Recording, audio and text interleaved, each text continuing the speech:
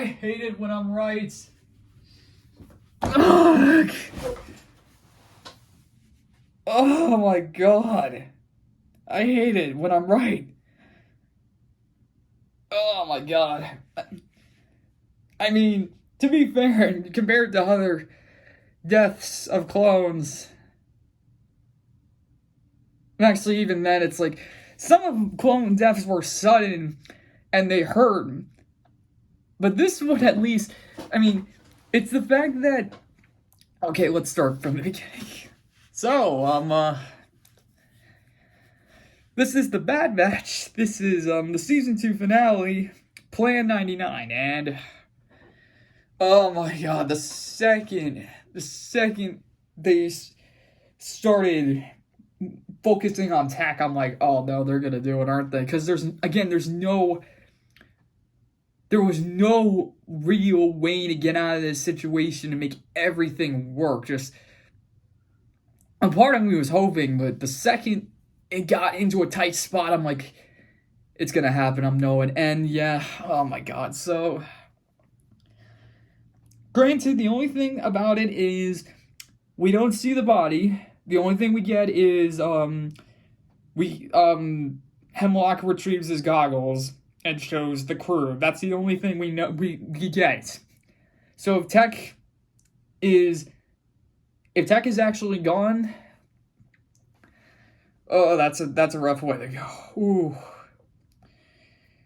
But if he isn't, I mean, they could, because again, we thought Echo was dead because we thought he blew up, but he came back, so, I mean, who knows what they'll do with Tech. But, yeah, so, oh, man, so, yeah, pretty much, oh, man, I'm just,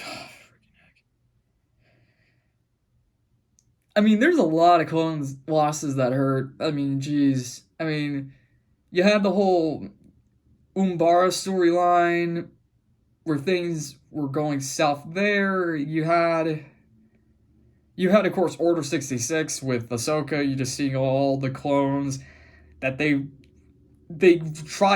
tried hard not to kill, but then eventually the crash of the ship killed all of them except Ahsoka and Rex. Like I said, like last episode, we had a few in Clone Wars. Like Heavy was a rough one. Fives was another rough one. Just a lot of good troops, a lot of good, just so many troopers. And geez, this one. I mean, heck, even in freaking even in the Outpost with crap, I already forget his name.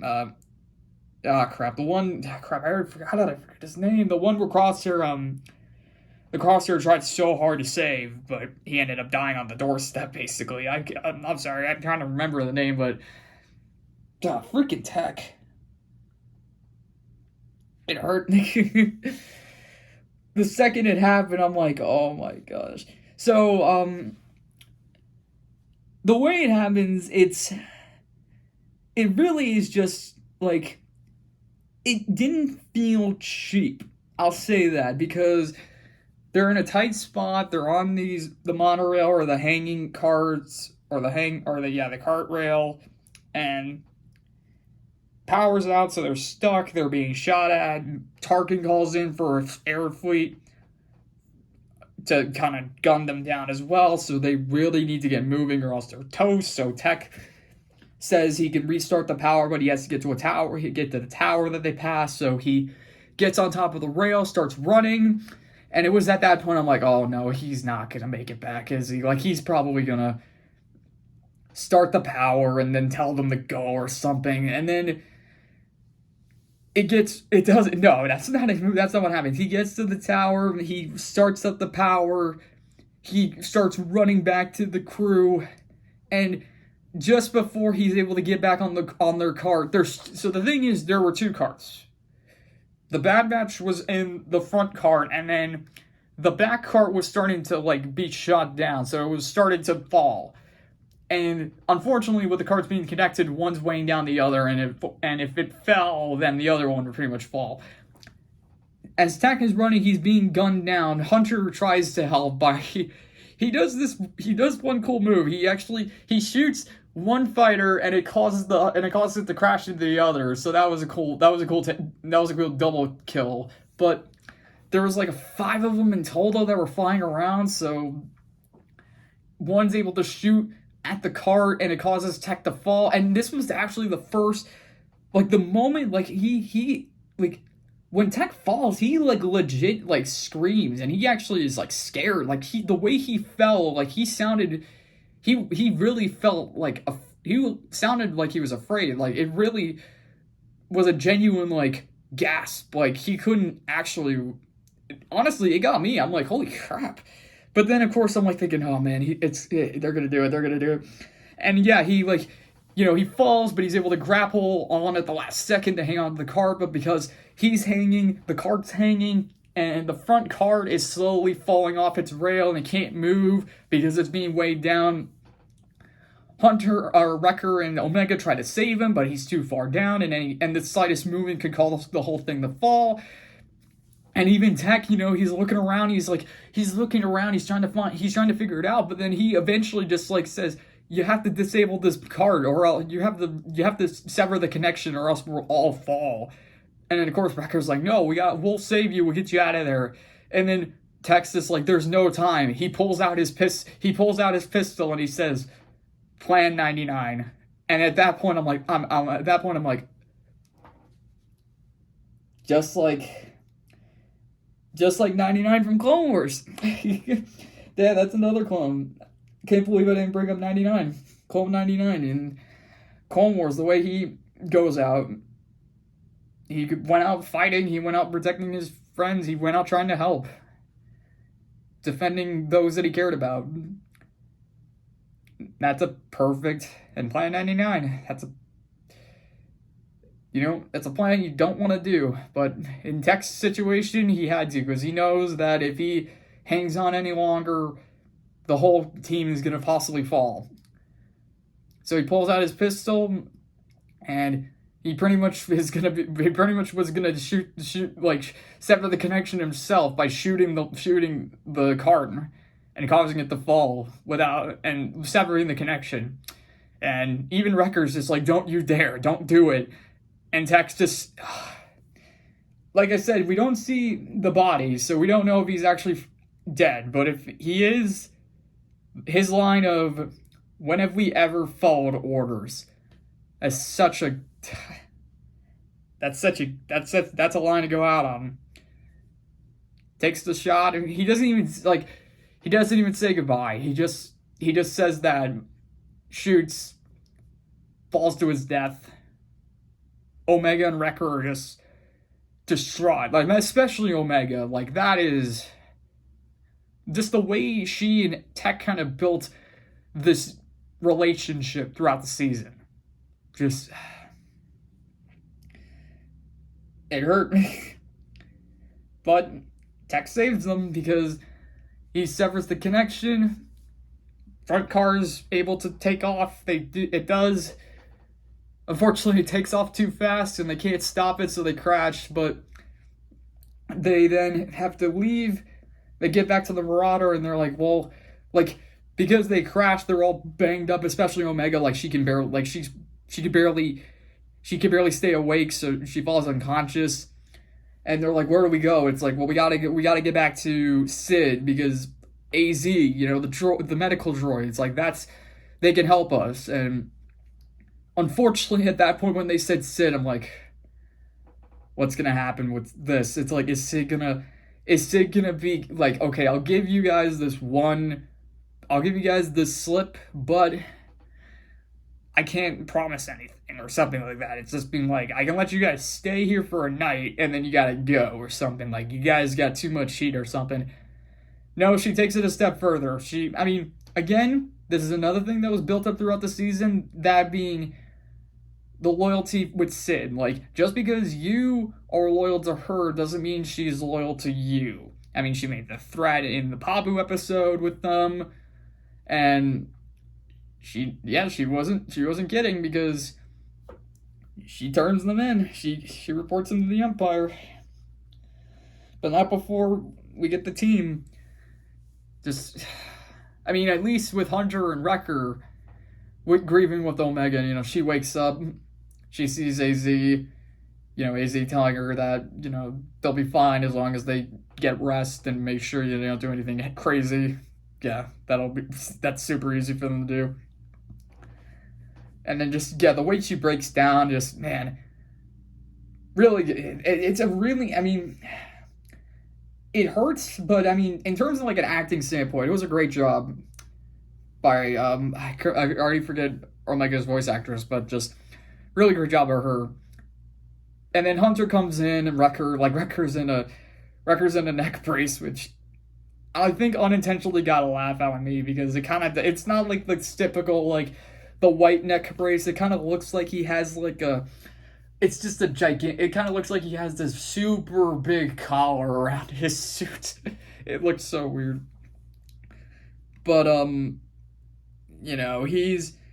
he's not he's super down on it. Like Sid tries to give him a drink, says it's on the house. Wrecker's like it won't fix anything. It won't make it better. It's like, yeah. And Hunter, of course, he tries to power through it. He's like, he wants to sit.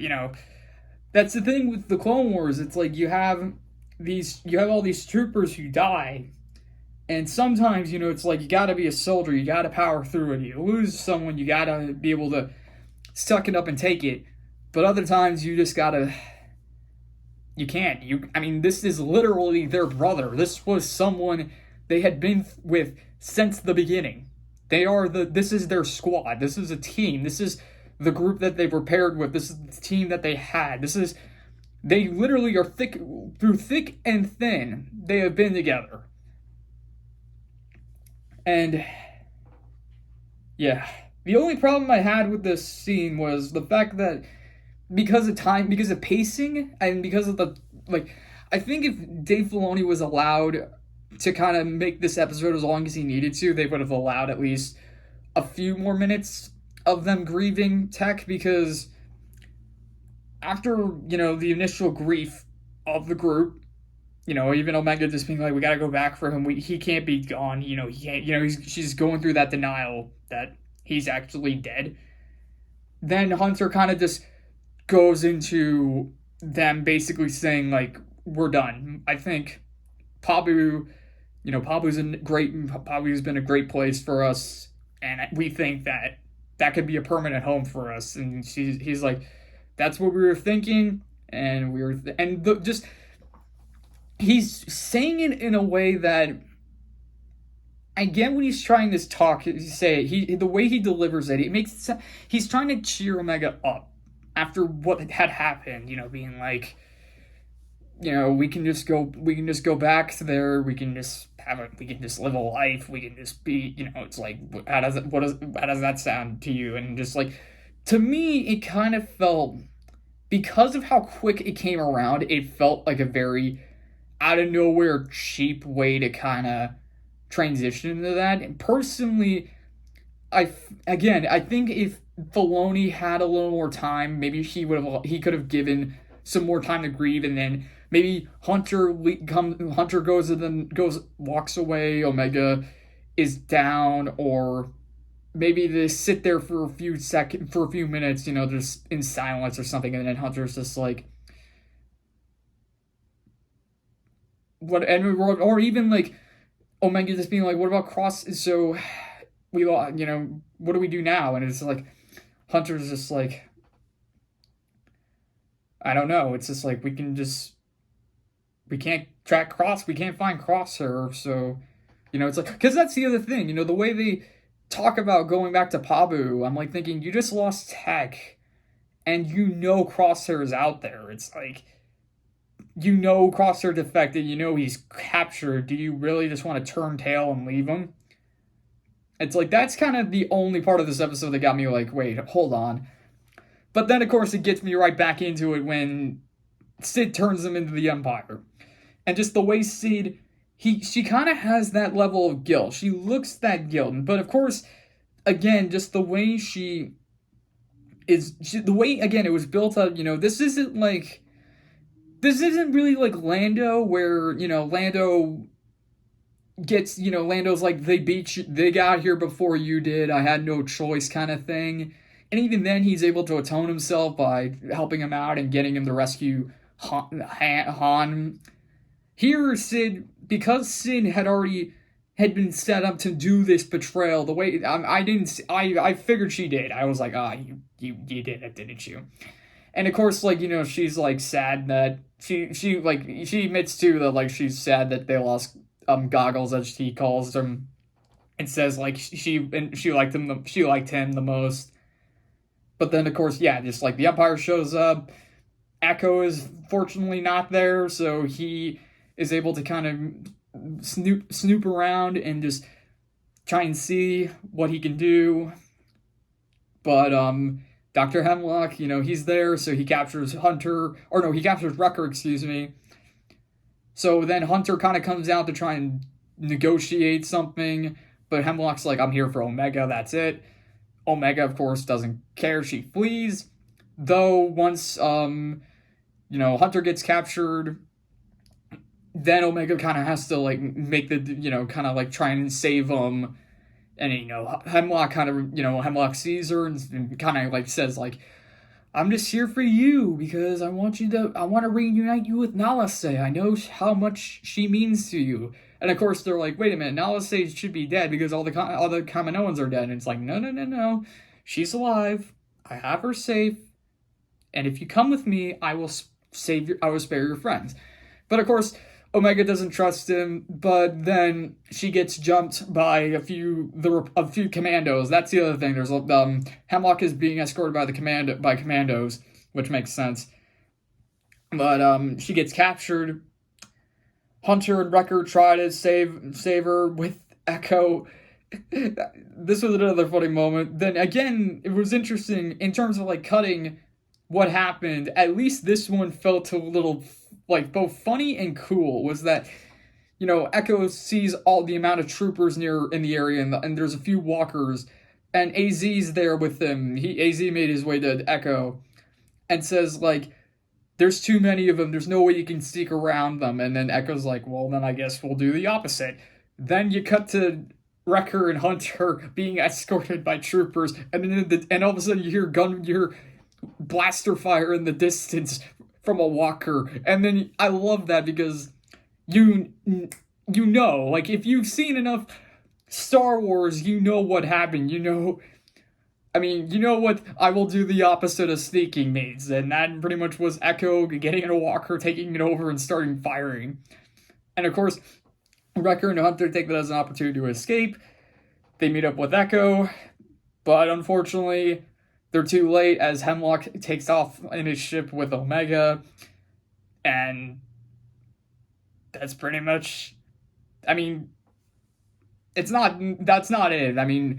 Hemlock takes off on his ship and leaves with Omega, Hunter, Wrecker, and Echo. They get back to the Marauder and they take off, and basically they're on their own, and Hunter is like, we will not rest until we get Omega back. So of course, that's kind of the setup with Season 3. Just them, who knows how long it will take for them to get Omega back from Dr. Hemlock. Who knows if it'll be a whole season. Who knows it'll take like half a season. Who knows they'll get her back immediately. That'll probably be the dumbest of the bunch. Who knows, maybe it'll be like a movie. I don't know. But then we get to see Dr. Hemlock's and Omega. They get to the facility. Nalase's there. And then Hemlock's like, we need some motivation for you to complete the Emperor's request. And I love Nalase be like, what the Emperor asks, it's impossible. And then Hemlock's like, make it possible. And if you fail, or if you can't, or won't, Omega will pay the consequences. And again, that's kind of the point. Omega is the hostage for Nalase, that if she doesn't comply with Hemlock, Omega will pay the price. And then Omega, she gets escorted into the lab where there's a bunch of clones tied down to tables, and Crosshair is one of them, but Crosshair is unconscious. And then Car, she comes in, And it pretty much, and honestly, at first I was like, wait, what? They're doing this? But then I'm like thinking back, I'm like, actually, kind of, yeah, they kind of set it up. Because again, so like I said, I think it was last episode where I said, or no, not last episode, Tipping Point, where Carr, we saw her and they were kind of focusing on her a little bit. I was wondering why. I was like, well, what's her story? She reveals that she is also a clone. And the way it was set up was kind of interesting too, uh, she enters the room, Omega, she's talking to Omega and says, like, I told them not to resist Dr. Hemlock, but they didn't listen. And then Omega's like, I want to talk to Nalase. And then Car's like, funny, you trust the Kaminoan and not me. And at first I'm like thinking, oh, is it because she's a person and Nalase is an alien or something like that? Is it kind of like the xenophobic thing that Star Wars kind of has within its in-universe stuff? But then she takes off her goggles and then stares Omega in the eye, and it's like, yeah, you can hear, like, she then says, we're sisters. I mean, you can kind of see it in the face, but of course the hair kind of what threw me off, and also the goggles gave a little layer to, and then, but once, I mean, the voice is the accent that Jango had and all the clone troopers had and Omega has, so it makes sense that she's a clone. The only problem is I'm like, so is she like, was she made because they were just experimenting and they just wanted to see if they can get a female clone? Is she the first one? Is she before Omega? Is she after Omega? It's like the few questions. Why is she here? So yeah, that's how season 2 ends. And man, I know I'm just I mean, we've had losses in Star Wars. Don't get me wrong. There's a few of them that were like, oh man, that's not easy. That's not easy. But I don't know. Something about Tech just got me. Like, I think it was really just because of what he was like for Omega, but also kind of like his character. Because season 1, he was kind of more of like, oh, he's kind of the tech, he's the tech guy. He doesn't really, he's just more of like another addition. He wasn't really focused on this season. He got a lot of focus. He shows that he has his own way of being cool, being a badass or being this caring. It's not that he doesn't care. It's just his way of interpreting things. The way he kind of expresses them is very different over what maybe Wrecker does or Hunter. And again, just the way he kind of has this relationship with Omega, whereas Hunter's kind of like, he kind of feels like the father a little bit, and Wrecker is like the big, like the uncle or the brother kind of thing, but Tech really kind of became like the brother, I think, of the group. Like, Echo was also another, like, but like Tech had his moments with Omega. They had the moment in the cave. He was teaching her how to fly the ship. He was also teaching her, a few things in terms of like, more of like the intellectual stuff. So, and just, I guess just the way that, he went out too, just in a situation where it really was a sacrifice. Whereas other trooper deaths, like, I mean, we've had sacrifices. It's not like that's uncommon. Again, like, heck, I mean, you can say Clone 99 was a sacrifice, because he was trying to save his friends. He was just like, I gotta get more ammo, I gotta get more grenades, I gotta go, I gotta, like he runs in gunfire, or blaster fire to help find a way to help his friend. Freaking Heavy with Domino Squadron, he's in the facility and the droids are like, do we take prisoners? I don't. He triggers the bomb and blows everything up, sacrificing himself. Here it really was just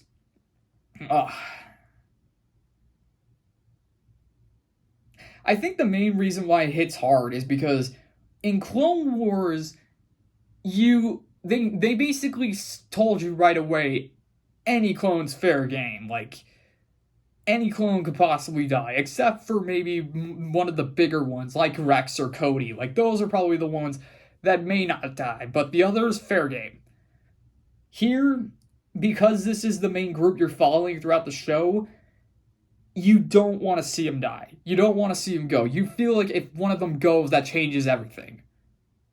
And so that's why this hurts a little bit more, in my opinion, because with Tech gone, the team is completely in shambles.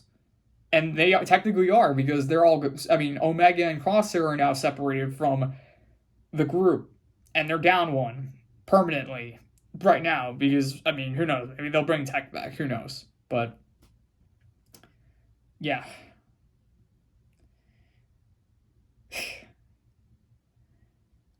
I mean, plus, I mean, again, I kept saying, like, when it comes to this show, you know, Rebels, we've had losses. We had losses in Rebels. And Kanan in Rebels was hard, too, but that one was very, like, the way he went out was, like, very, very big, very cool, and also is, like, you knew, like, from the second the episode starts, you had that feeling of, like, this is it, isn't it? This is gonna be where he goes.